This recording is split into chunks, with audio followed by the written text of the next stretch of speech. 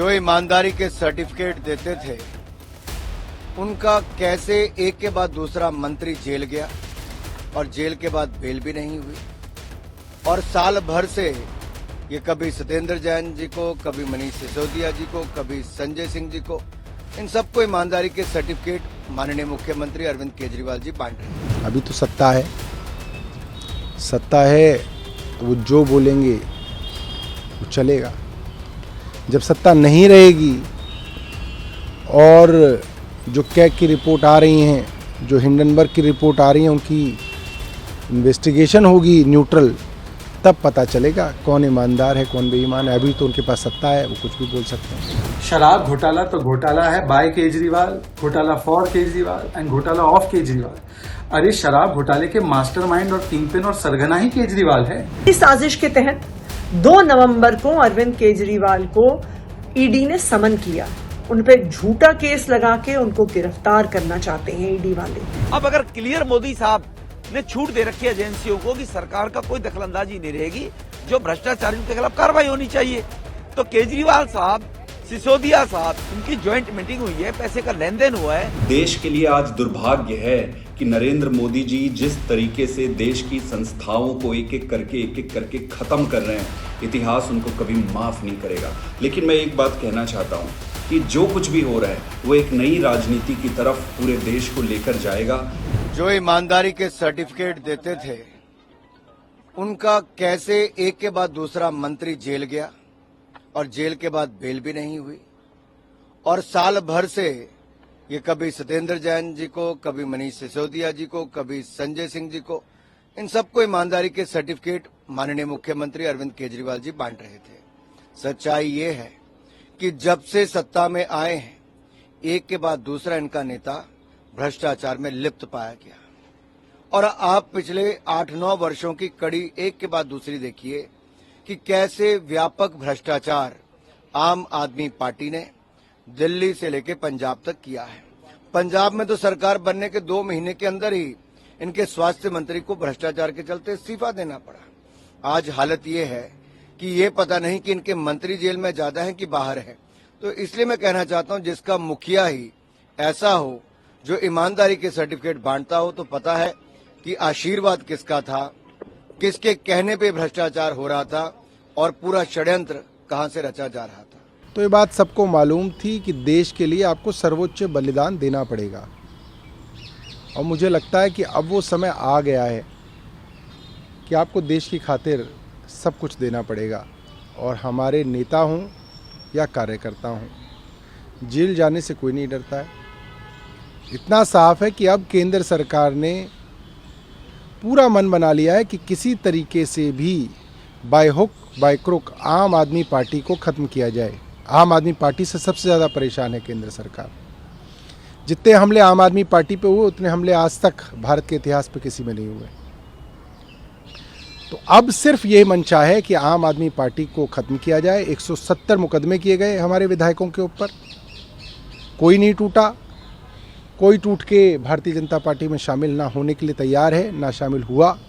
तो अब ये है कि किसी तरीके से अरविंद केजरीवाल को गिरफ्तार किया जाए, अरविंद केजरीवाल को जेल में डाला जाए, इनके बड़े बड़े नेताओं को जेल में डाला जाए और आम आदमी पार्टी को समाप्त किया जाए। कल मनीष सिसोदिया को भी जमानत नहीं मिली और उनका इस तरह से कोर्ट की तरफ से भी कहा है कि 338 करोड़ का पूरा इसमें मामला है, और इस समय चार्जशीट में आ चुका है सामने, और वो इस तरह से साबित भी हो रहा है। टेंटेटिवली उन्होंने कोर्ट में कहा। जिस तरीके से सुप्रीम कोर्ट की सुनवाई मैंने देखी और कोर्ट ने लगातार ईडी से सख्त सवाल पूछे और ईडी के पास कोर्ट के सवालों का जवाब नहीं था, उन सुनवाई के अंदर और जो आखिरी फैसला आया उसके अंदर मुझे उसके अंदर बड़ा विरोधाभास दिखता है, उसके अंदर बड़ा अंतर दिखता है। ये अंतर क्यों है, मैं तो एक छोटा सा आदमी हूँ, मैं नहीं समझ पाया, मगर ये दुर्भाग्यपूर्ण है। केंद्रीय मंत्री अनुराग ठाकुर उनकी तरफ से बयान है, उन्होंने कहा है कि जो लोग ईमानदारी का सर्टिफिकेट बांटते रहते थे अरविंद केजरीवाल, उनके ज़्यादातर मंत्री एक एक करके अब जेल जा रहे हैं, और अब तो ये बताना मुश्किल है कि बाहर ज़्यादा मंत्री हैं या जेल में ज़्यादा मंत्री हैं। अब देखिए, अनुराग ठाकुर जी के पास अभी तो सत्ता है तो वो जो बोलेंगे वो चलेगा। जब सत्ता नहीं रहेगी और जो कैग की रिपोर्ट आ रही हैं, जो हिंडनबर्ग की रिपोर्ट आ रही हैं, उनकी इन्वेस्टिगेशन होगी न्यूट्रल, तब पता चलेगा कौन ईमानदार है कौन बेईमान है। अभी तो उनके पास सत्ता है, वो कुछ भी बोल सकते हैं। शराब घोटाला तो घोटाला है बाय केजरीवाल, घोटाला फॉर केजरीवाल एंड घोटाला ऑफ केजरीवाल। अरे शराब घोटाले के मास्टरमाइंड और किंगपिन और सरगना ही केजरीवाल है। आज तो लॉ एनफोर्समेंट एजेंसीज को, ईडी को मुहर लगी है सुप्रीम कोर्ट की कि उनकी जांच जो है वो सही दिशा में जा रही है। शराब घोटाला हुआ है, 338 करोड़ रुपए का मनी ट्रेल मिला है। मनीष सिसोदिया कट्टर ईमानदार नहीं, कट्टर बेईमान है। संजय सिंह, विजय नायर, मनीष सिसोदिया सब आपके साथी जिनको आप कट्टर ईमानदार कहते हैं, उन्हें lower court, high court, supreme court ने बार बार बेल डिनाई किया है, बेल नहीं दिया है। तो क्या कोर्ट विंडिक्टिव है? क्या कोर्ट विद्वेष की भावना पर काम कर रहा है, या आप झूठ बोल रहे हैं और आप भ्रष्टाचारियों को बचाने का प्रयास कर रहे हैं? और वो इसलिए कर रहे हैं क्योंकि इस जांच की आंच आपके दरवाजे तक पहुंच रही है। ये तो कोर्ट के सामने बात आ चुकी है एविडेंस के रूप में कि किस प्रकार से दिल्ली सरकार के सर्वोच्च पदों पर बैठे हुए व्यक्तियों के एक्टिव कनाइवेंस और कंस्पिरेसी के साथ ये शराब घोटाला किया गया। क्या आपकी जानकारी के बगैर ये भ्रष्टाचारी पॉलिसी आई? क्या आपकी जानकारी के बगैर 2.5% से 12% कमीशन बढ़ाया गया धवन कमेटी रिपोर्ट के खिलाफ जाकर? क्या आपकी जानकारी के बगैर प्राइवेट सेक्टर को होलसेल दिया गया जिससे कि कार्टेलाइजेशन हुआ धवन कमेटी रिपोर्ट के खिलाफ जाकर? जो सारे निर्णय अवैध तरीके से लिए गए ताकि शराब घोटालेबाजों को बड़ा मुनाफा कमाने का मौका मिले और वो आपको सामने घूस दे सके, क्या ये आपकी जानकारी के बिना हुआ? 164 का स्टेटमेंट है कि ये सब आपकी जानकारी के साथ ही नहीं, आपके संरक्षण में हुआ, आपके नॉलेज में हुआ और आपके घर में आपकी मौजूदगी में हुआ। क्या ये सच नहीं है कि विजय नायर को ही आपने एक प्रकार से अपने शराब घोटालेबाजों के साथ उन्हें मिलाने का और फोन पर उनकी बात कराने का काम फेस टाइम कॉल के द्वारा किया गया था?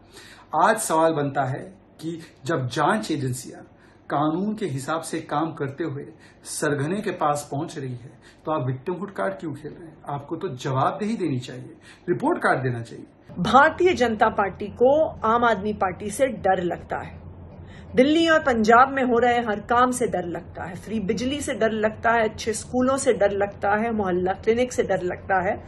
इसीलिए वो झूठे केस करके आम आदमी पार्टी के नेताओं को जेल में डालना चाहती है, पार्टी को खत्म करना चाहती है। इसी साजिश के तहत 2 नवंबर को अरविंद केजरीवाल को ईडी ने समन किया।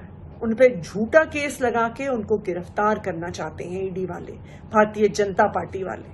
पर मैं भारतीय जनता पार्टी को बता दूं कि हम जेल जाने से नहीं डरते, हम उनके झूठे केसेस से नहीं डरते। हम देश के लोगों के लिए, देश के हर आम आदमी के लिए काम करते रहेंगे।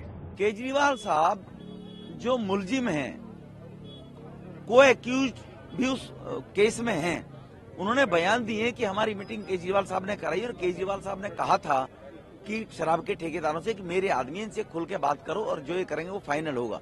ऑनरेबल सुप्रीम कोर्ट ने टिप्पणी की है कि सिसोदिया की कल जमानत जब कैंसिल हुई थी कि इसमें संदिग्धता नजर आती है, लगभग 350 करोड़ रुपए का घोटाला हुआ है, 1000 करोड़ का घोटाला हुआ है, 3500 करोड़ का। तो उसके लिए केजरीवाल से पूछताछ नहीं होनी चाहिए। देश के प्रधानमंत्री मोदी जी जब 14 में पीएम बने थे, उन्होंने कहा था ना खाऊंगा ना खाने दूंगा। देश की जनता की मांग थी, इसलिए अब एजेंसियां अपना काम कर रही हैं। सीबीआई, ईडी किस लिए बनाई गई थी?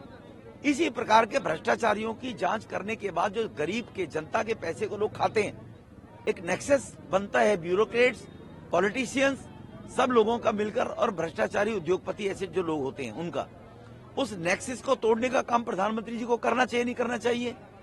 ये मैं पूछना चाहता हूं दिल्ली वालों से। ये केजरीवाल एंड कंपनी जो है, इनके रफूगर विक्टिम कार्ड खेलने के माहिर हैं, विक्टिम कार्ड खेलते हैं। मैं पूछना चाहता हूं कि अब वो जवाब दें इस बात के लिए कि आपने शराब का जो कमीशन है वो 12% क्यों किया ठेकेदारों का? क्या इंटरेस्ट था आपका? आपने पब और ठेके खोलने के लिए 3 बजे तक छूट क्यों दी? आपने औरतों के लिए भी अलग पब बनाने के लिए उनको लाइसेंस क्यों दिए ठेकेदारों को? तो ये सब चीजें संदिग्ध हैं और इसीलिए केजरीवाल साहब से ईडी पूछताछ कर रही है। और देश की मांग थी, देश को खोखला भ्रष्टाचार कर रहा था।